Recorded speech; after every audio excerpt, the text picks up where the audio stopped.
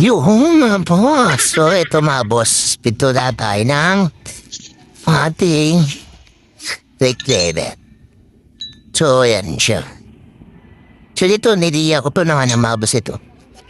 Ano ba una ko dito? 240 tapos with sanding natin na 1,000.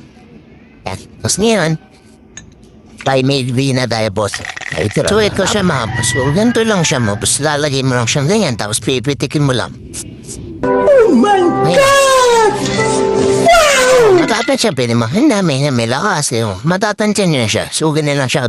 Lakin pulo niya. Pinipit kilamay, no? Boom, solid.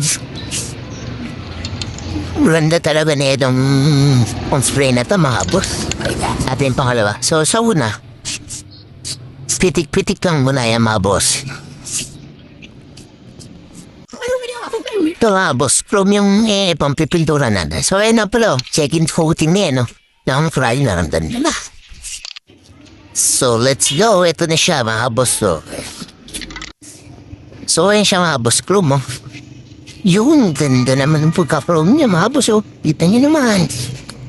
Oh, ganda ng pagka-chrome. Ito yung isa ko, piniturahan ko rin nga. Final na tayo. So, ito yung clear natin.